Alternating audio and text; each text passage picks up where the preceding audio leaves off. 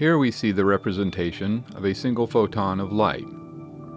Scientists understand many of the properties of light, but light still holds some mysteries that perplex us. Thomas Young first demonstrated the wave nature of light in 1803 with his famed double-slit experiment, and ever since then, the world's top minds have debated what the results of this experiment actually mean. Although Young's double-slit experiment is repeated many times every day, we are always left with the same perplexing question that goes to the core of quantum mechanics and even our very understanding of matter. Is light a particle or a wave? Experiments have revealed that light has the properties of both a particle and a wave, but how can it be both a particle and a wave? Then we find this to be the case for all electromagnetic radiation and all matter. This leaves the world's brightest minds still searching for answers to this basic question: is matter a particle or a wave? In this video series, you will be shown the solution to our dilemma. In fact, you are looking at that solution right now. The fields shown around the green photon are electromagnetic fields of opposite polarity, with the red field being of north magnetic orientation and the blue field being of south magnetic orientation.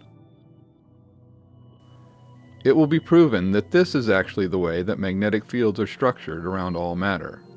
This applies from the smallest particles we have discovered to the largest structures in space. If you were to measure these fields with a compass, their magnetic fields would appear identical to the magnetic fields of a bar magnet. This also means that when we measured the magnetic fields of matter with other methods in the lab, we also assumed that matter had a bar magnet type of magnetic field. But this assumption was a mistake. So until now, we have incorrectly assumed that electrons and other matter have a magnetic field shape as shown in this drawing. But we must realize that the fields around an electron, as well as around all other matter, are actually two opposing, bowl-shaped electromagnetic fields. Unless we properly understand this basic magnetic field structure, we will never be able to properly understand the fundamental forces of matter from the subatomic to the galactic. In this presentation, you will be shown that correcting this one basic misunderstanding of magnetic fields also explains most all of our problems in physics and astrophysics. I believe that this magnetic field structure is an intrinsic property of all matter. Therefore, you cannot have a particle of matter unless these magnetic fields are there to form it and confine it. To further understand these magnetic fields and validate this new theory, hundreds of experiments were conducted utilizing a vacuum chamber and specially constructed bowl-shaped magnetic field emitters. When 70,000 volts of electricity is applied, the plasma formations that you are now seeing appear. A variety of purging gases were used in these experiments. This includes ordinary air, argon, hydrogen, and helium.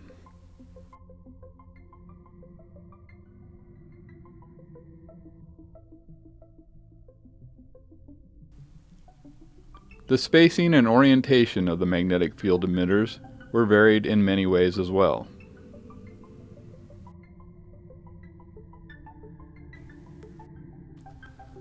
The magnetic field emitters were suspended on non-conductive, high-strength microfilament line attached to magnetic supports on the inner surface of the vacuum chamber. Then, to hold these supports in place, high-strength magnets were utilized on the outer surface of the vacuum chamber. This arrangement allows for the adjustment of the magnetic field emitters while the experiment is running. The small microfilament support lines also offer minimum disturbance of the plasma flow around the fields and therefore a more realistic experimental result.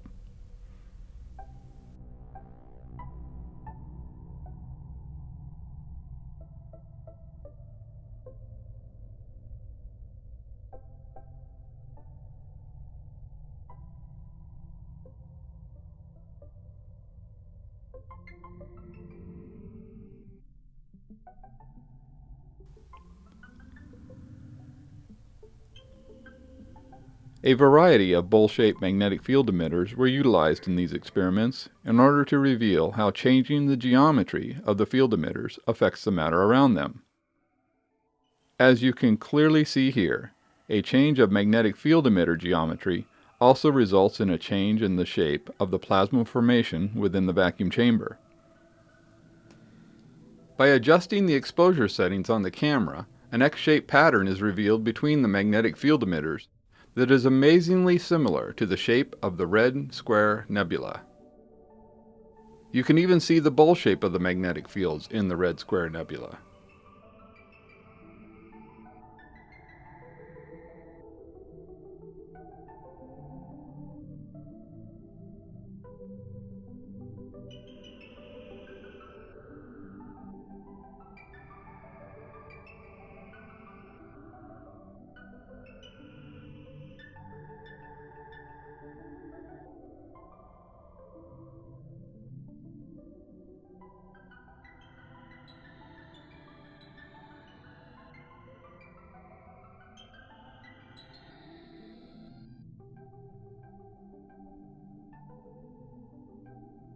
Notice how increasing the spacing between the magnetic field emitters transforms the shape of the nucleus until finally a disk of plasma forms around the nucleus. Also notice the rapid spin of the plasma around the magnetic field emitters, even though the field emitters are stationary.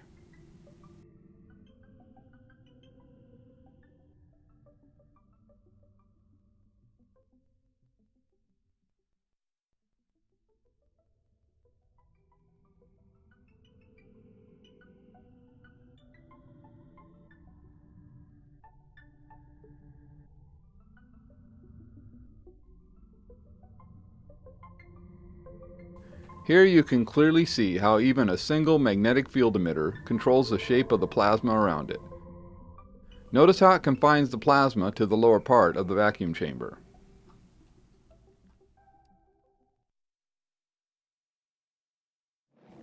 In preparing for this research, I pondered what other geometries of bowl-shaped magnetic field emitters would be beneficial for this research. I carefully studied the structures in space for guidance in the design of a new bowl-shaped field emitter.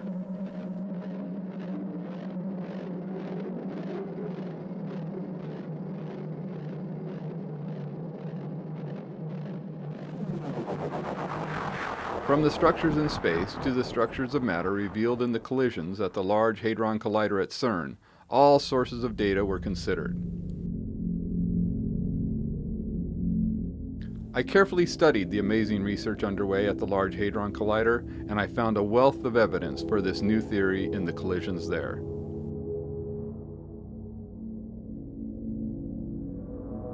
This evidence will be discussed at length in Primer Fields Part 4. In reviewing a video from CERN, I noticed something quite bizarre, and it wasn't in the data from the collisions. It was in the shape of CERN's most well-recognized building, the Globe of Science and Innovation in Geneva, Switzerland. Not only was it a bowl shape, but the design of the building also had a hole in the top of the dome, exactly as my theory would call for. So I made a magnetic scale model of the CERN dome, placed a set of them in my vacuum chamber, and fired it up. Not only did these CERN bowls form a spherical shape at the center of the reaction, but they also formed a disk of plasma around the nucleus, as well as ejection jets along the axis.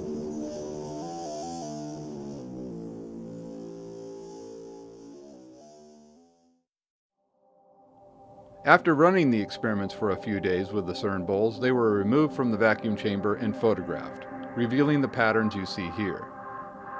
These amazing patterns will also be discussed further in Part 4 of this series of videos.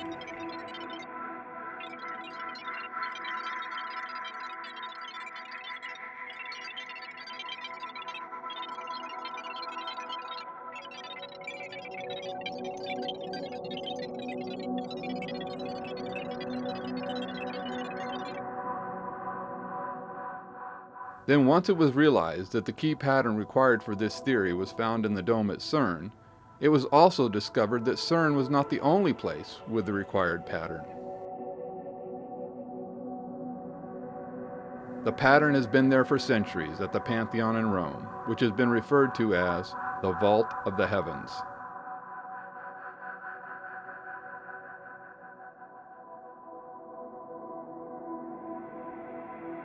Then the required shape was also found at St. Peter's Basilica.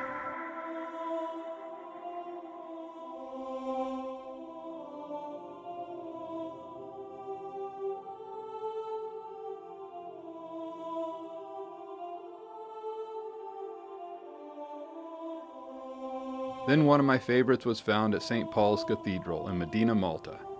Notice the angels circling the hole at the top of the dome, and compare that to the glowing ring that is found inside the bowl-shaped magnetic field emitters in the vacuum chamber.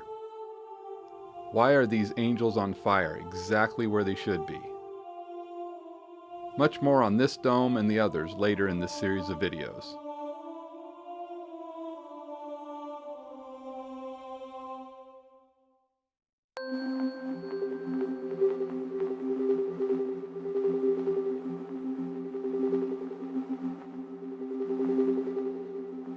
So it seems that people often want a sign from God that we are not alone. Sometimes God does give us a sign if we just pay attention. Sometimes He even puts that sign up over the Capitol of the United States of America.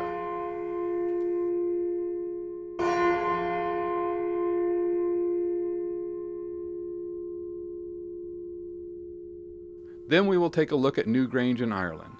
This structure predates Stonehenge by over 200 years, and yet it too contains unbelievable details related to this new theory of the structure of all matter. More on Newgrange later in this video series.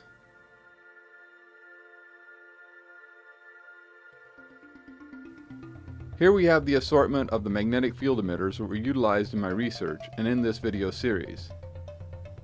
These emitters all have the same basic properties, but they do vary in size, geometry, and magnetic field strength. The design and construction of these field emitters are covered by patents that have been filed in both the United States of America and internationally. No rights to the use of the technology covered by these patents is granted or implied, as clearly stated in the statement at the beginning of this video. Notice how these ordinary non-magnetized steel balls are held in place at the center or nucleus of these field emitters. Then we will take a look at the data from the Sun. You will be shown how the results from the vacuum chamber experiments match the data and features of the Sun. This includes super rotation about the equator and the patterns of the surface flows on the Sun. We will also see the amazing confirmation of this new theory in the data from probes such as the Ulysses mission, which mapped many of the characteristics of the Sun. You will even be given an entirely new theory as to the true cause of the solar cycle and an explanation of the so-called coronal heating problem. This will all be covered in detail in part 5 of this video series.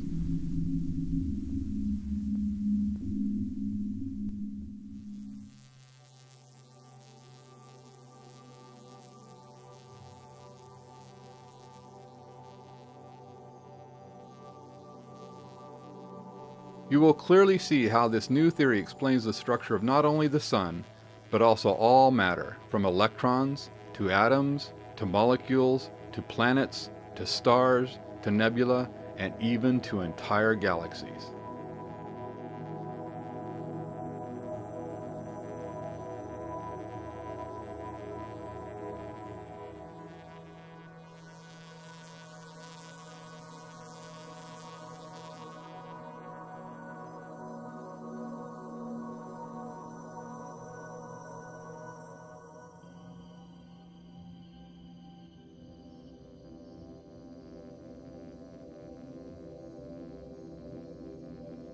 You will see amazing proof of these bowl-shaped magnetic fields at work on and around Saturn in part 2 of this video series.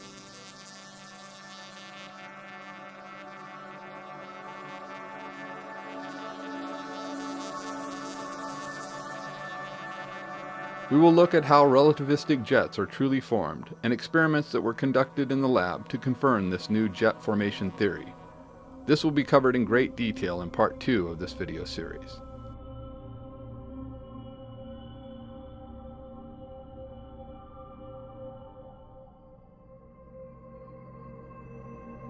Part 6 of this video series includes over an hour of video and images of the high-voltage plasma experiments that were conducted in the vacuum chamber.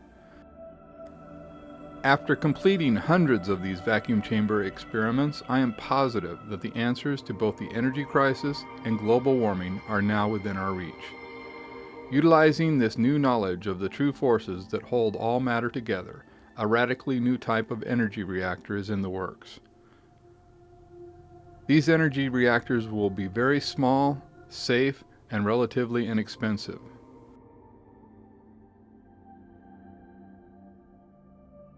So the dream of low-cost electricity is at the door. As you can see here, we are already well on our way to fulfilling our dream. Plus, there is an additional benefit to this technology: zero carbon emissions. We still have some work to do, but it really shouldn't take that long, now that we finally have the true understanding of the forces that bind all matter.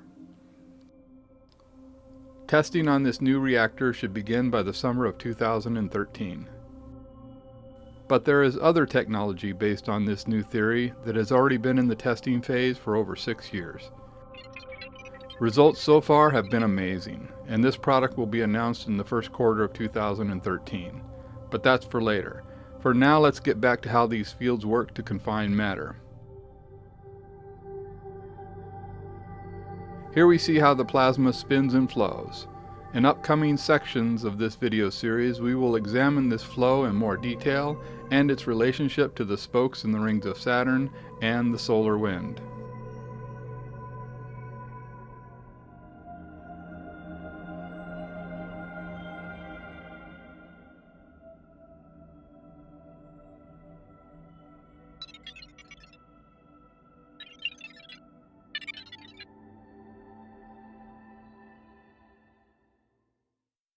Then we will take a look at how these bowl-shaped magnetic field emitters cause both magnetized and non-magnetized balls to form the amazing arrays shown here. The only thing holding these balls in position are the magnetic fields emanating from these two bowls. Could this truly be the way that atomic and molecular structures are properly explained? I believe so. Let's take a look at the forces at work in the nucleus area of these bowl-shaped magnetic fields.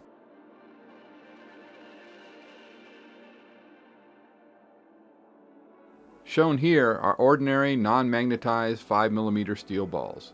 These bowl-shaped magnetic fields induce a magnetic field into each steel ball, which causes them to repel each other while at the same time keeping the balls structured together.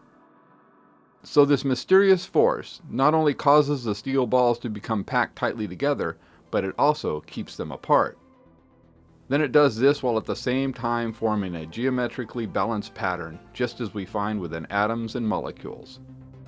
Notice the vibration in all of the steel balls as each new ball is added to the nucleus area. What we see at work here is what I believe would truly be defined as the strong force.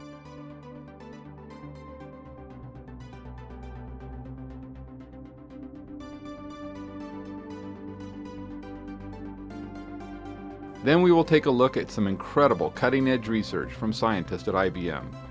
This is an atomic force microscope image of the actual structure within a nanographene molecule.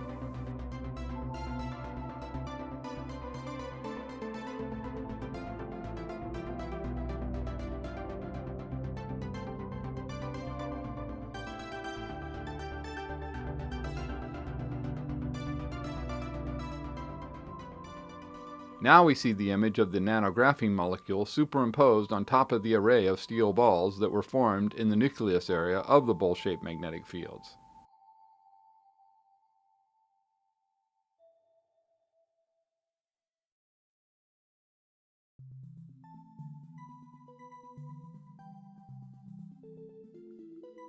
The steel balls are supported by a sheet of clear acrylic, which does not come in contact with the magnetic bowls at all. Therefore, it is only the magnetic fields of the red and blue bowls which are responsible for the shape of the patterns we observe here.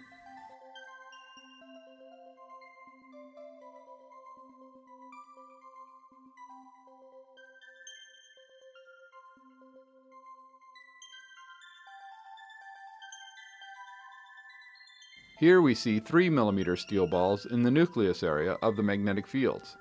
Notice how they can trade positions with the other balls in the array, but the basic geometric pattern is always maintained.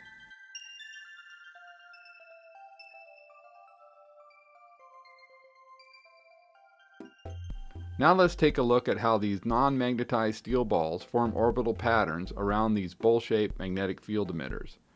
Again, notice how even in the orbital area, these magnetic fields cause the steel balls to be packed tightly together, and yet at the same time they repel each other.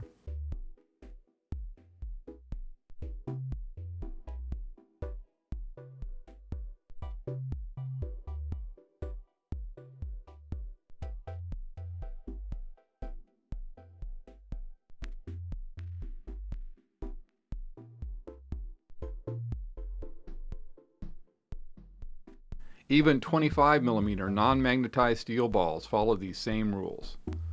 I believe it is time to reevaluate our theories of atomic structure and the forces at work therein.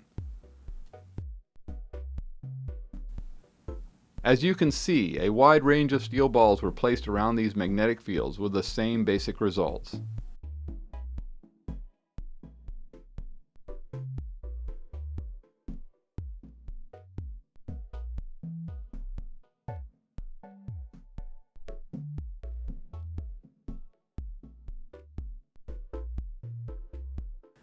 Here we see 5 mm non-magnetized steel balls forming a complex array of orbitals around the nucleus.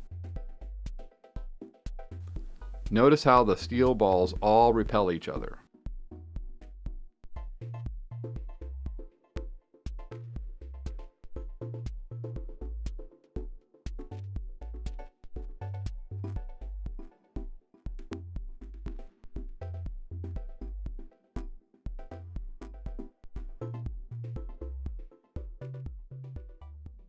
The red and blue bowls are identical in construction and magnetic strength. The only difference is the magnetic polarity of the bowls. The red bowls are north magnetic polarity and the blue bowls are south magnetic polarity.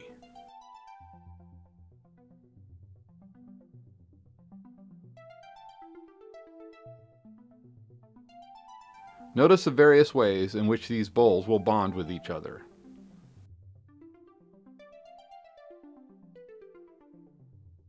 Here we see how the large and small bowls interact with each other magnetically.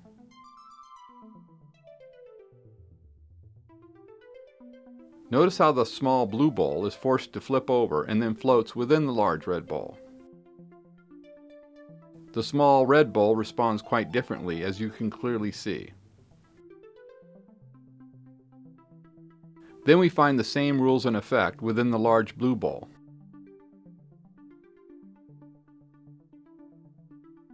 Now you see how the orbital distance of the small bowl set is determined by the spacing between the large red and blue bowls.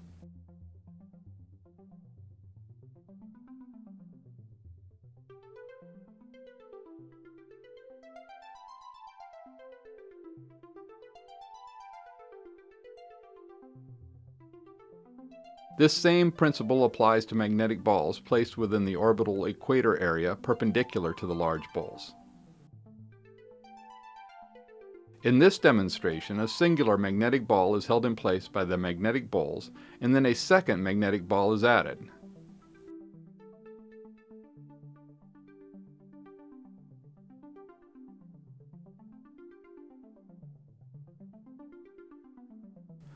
Then it was discovered that this orbital effect is there even when the polarity of the magnetic field emitters is reversed.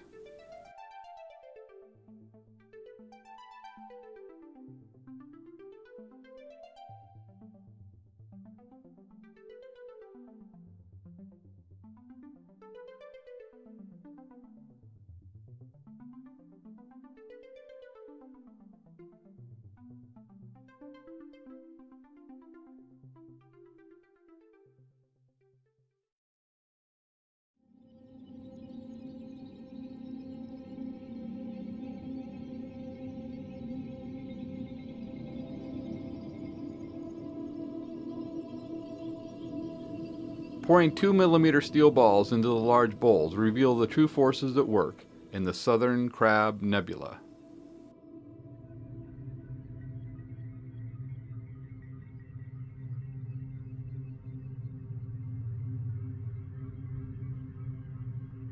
A wide variety of methods were used to study the magnetic fields emanating from these poles. Here we see ferrofluid at work, showing the magnetic patterns formed within these bowl-shaped magnetic field emitters.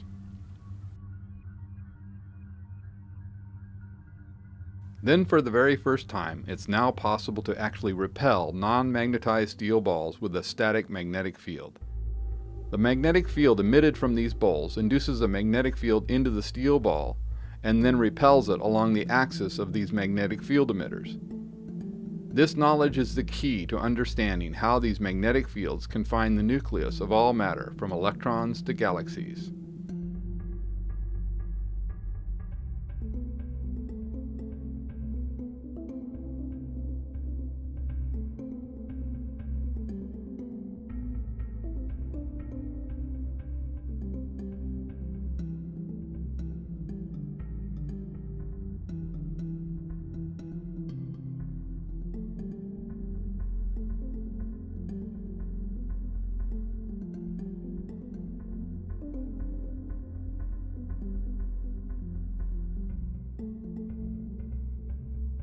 In this experiment, the anode, or the positive side of the high voltage electrical supply, has been disconnected from the lower part of the vacuum chamber. As you can see here, the ejection jets are formed by the magnetic field emitters even if one of the positively charged anodes is removed from within the vacuum chamber.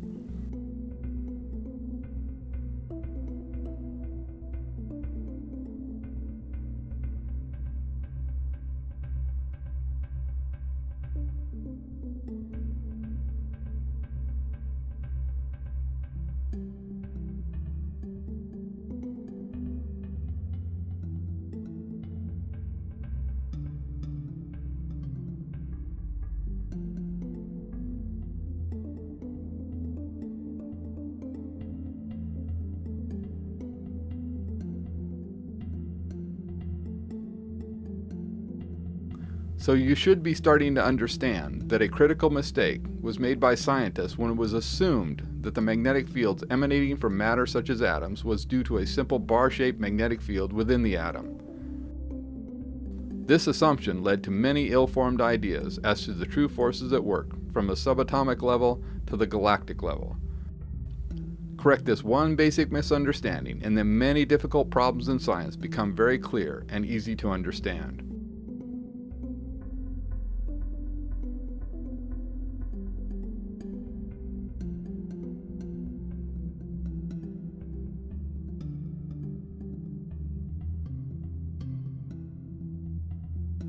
Here we see iron filings revealing the magnetic field lines around a bar magnet.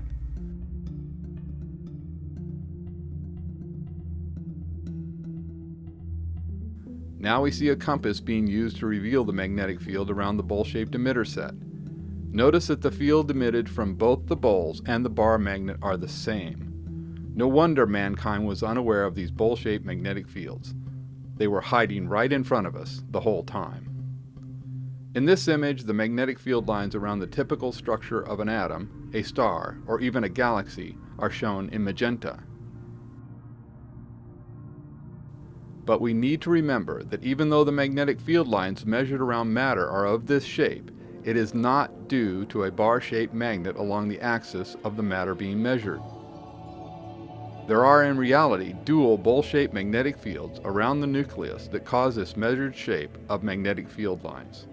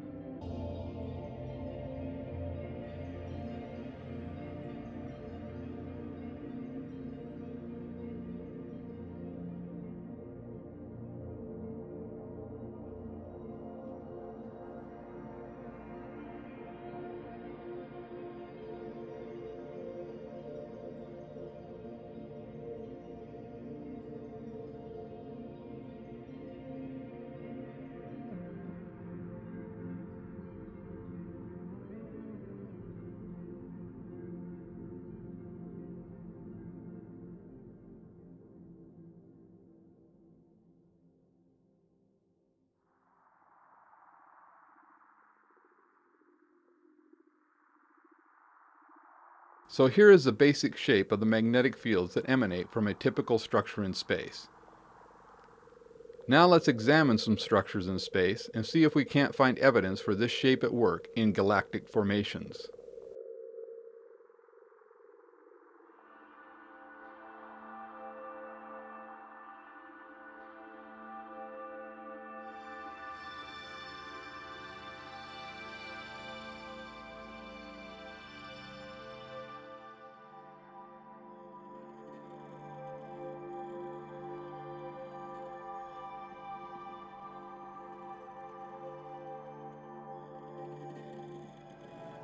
Here is how we were mistaken in our understanding of the true forces at work in galactic structures.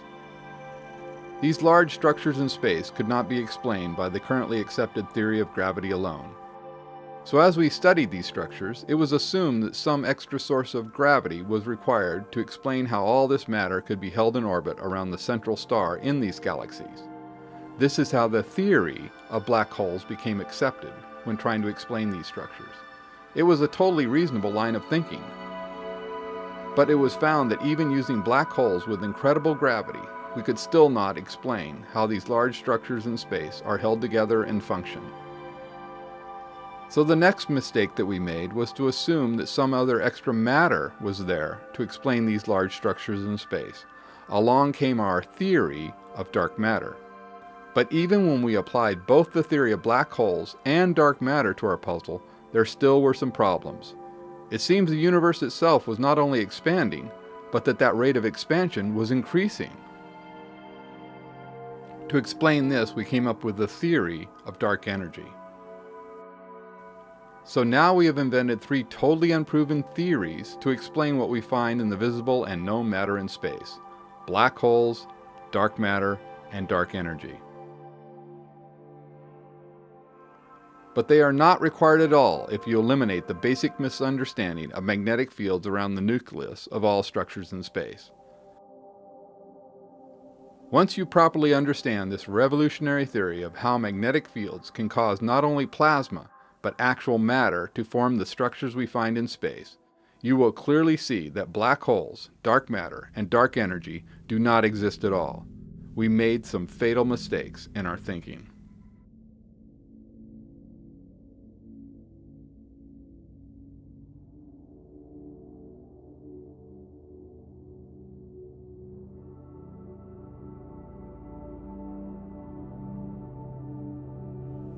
Utilizing this new theory, you will find that even bizarre structures like Gomez's hamburger are now very easy to understand.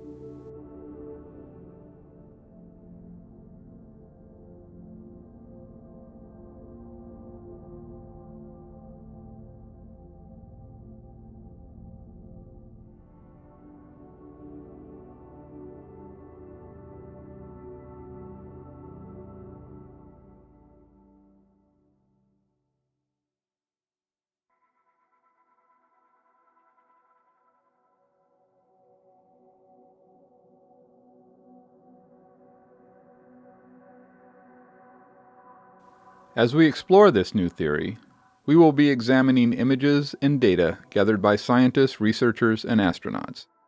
Their incredible efforts have made it possible for all of us to finally begin to truly understand the forces at work in our universe. It's one small step for man, one giant leap for mankind.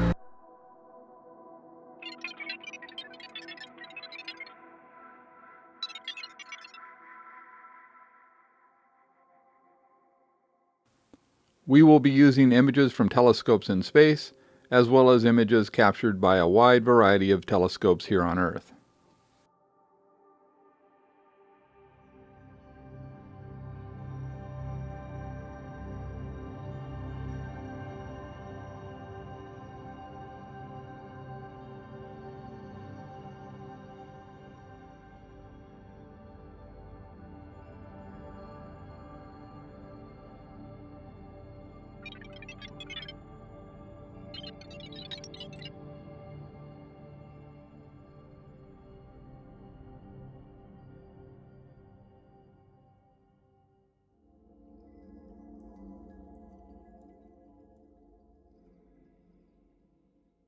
Although I totally believe in plasma formations, there are clearly times where there is much more than just electricity and plasma required to explain what we see in space.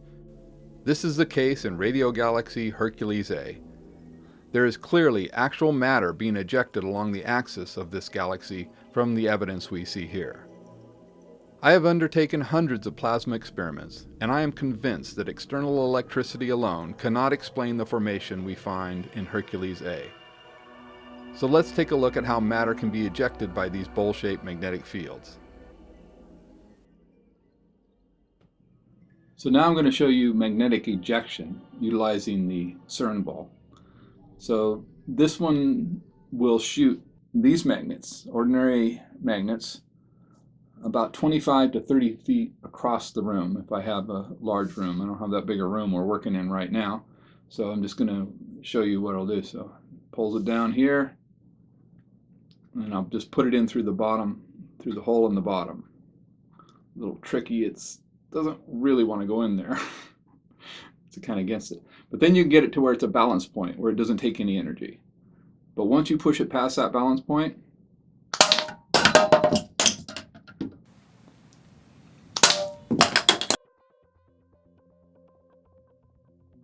knowing that all matter has a magnetic component to it, you can now see how these incredibly strong bowl-shaped magnetic fields in space could accelerate matter to nearly the speed of light without requiring external electricity, black holes, dark matter, or even dark energy. Now let's take a look at some more formations in space and the magnetic fields around them.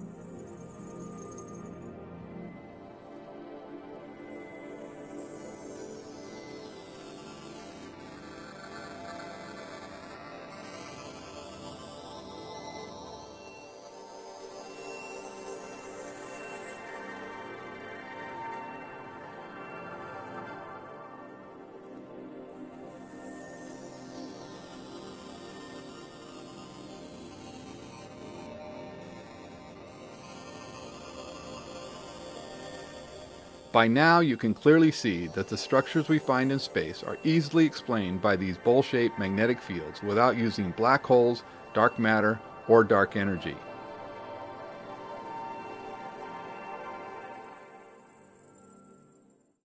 It is important to note that these bowl-shaped magnetic fields will not always be nice, simple, symmetrical structures.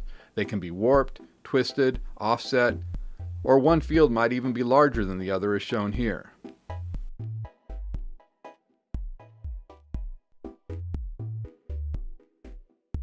But once you understand the basics of this new theory of matter formation due to bowl-shaped magnetic fields, you will be able to easily explain most all of the structures we find in space.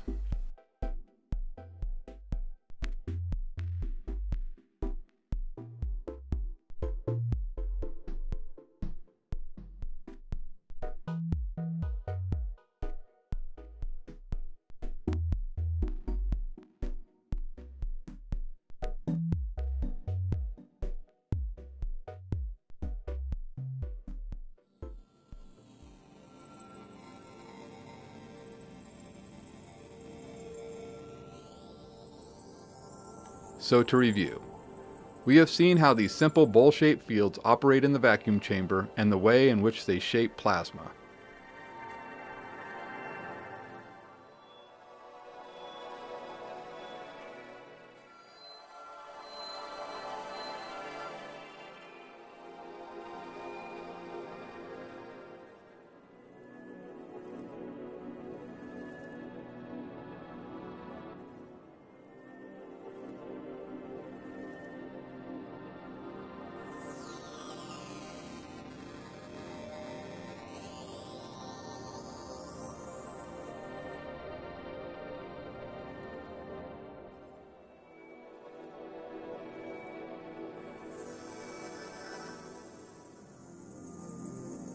We have seen how glowing rings are formed within the bowl-shaped magnetic fields.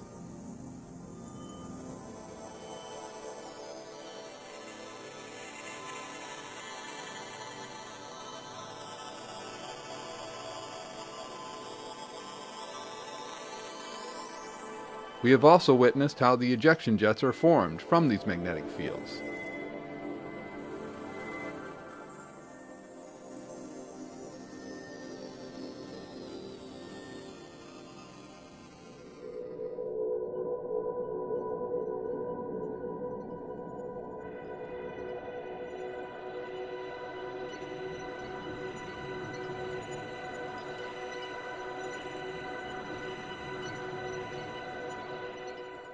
We have seen how the shape of the reaction changes as we adjust the distance between the bowl-shaped magnetic field emitters.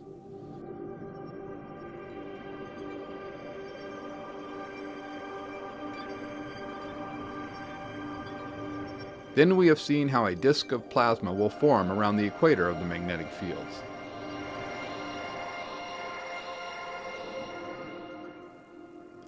We have also seen how these formations of plasma rotate at high speeds, even though the field emitters are stationary.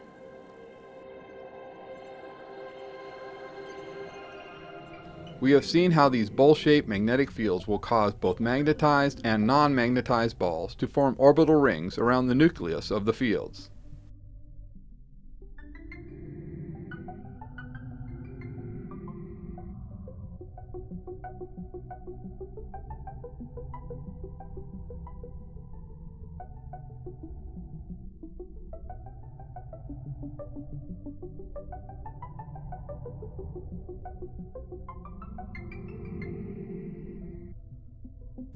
Then in the nucleus area, we found that non-magnetized steel balls form geometrically shaped arrays that match the patterns found at the molecular level.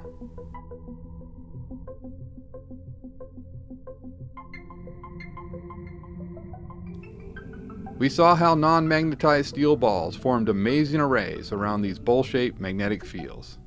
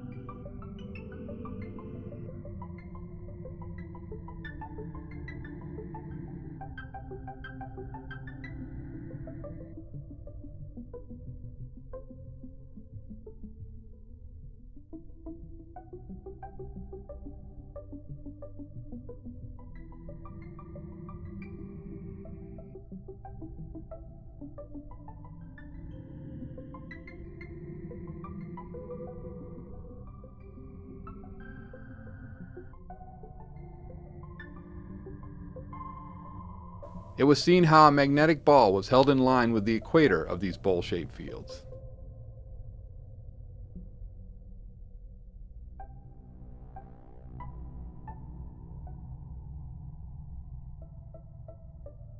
We witness how the orbital distance is controlled by the spacing between these magnetic field emitters.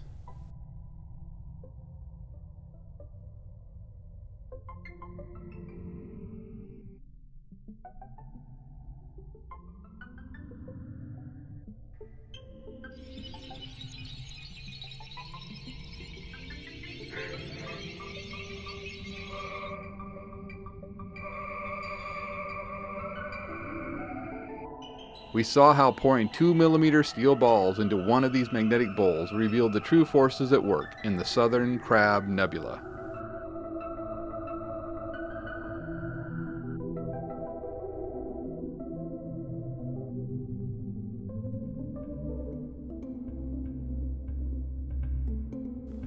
It was shown how these bowl-shaped magnetic fields will repel non-magnetized steel balls away from the bottom of the bowl in line with the axis.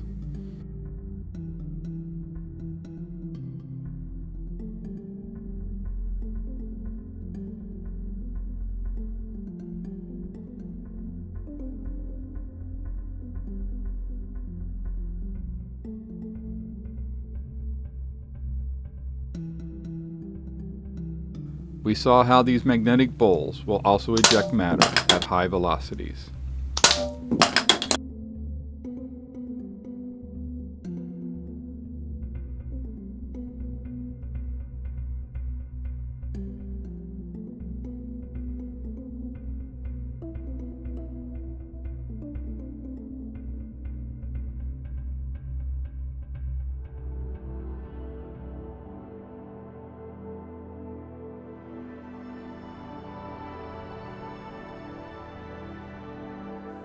Then finally, we saw how these bowl-shaped magnetic fields can explain most all of the structures we find in space without requiring black holes, dark matter, or dark energy.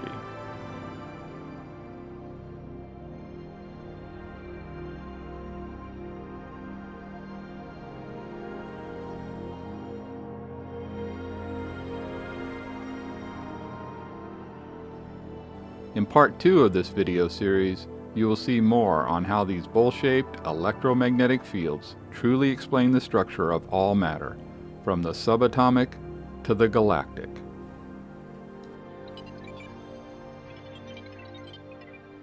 "30 seconds and counting. Astronauts report it feels good. T-minus 25 seconds. 20 seconds and counting. T-minus 15 seconds. Guidance is internal. 12, 11, 10, 9. Ignition sequence starts. 6, 5, 4, 3, 2, 1, 0. All engine running. Liftoff. We have a liftoff. 32 minutes past the hour. Liftoff on Apollo 11. Tower cleared. We got a roll program. Neil Armstrong reporting the roll and pitch program, which puts Apollo 11 on a proper heading.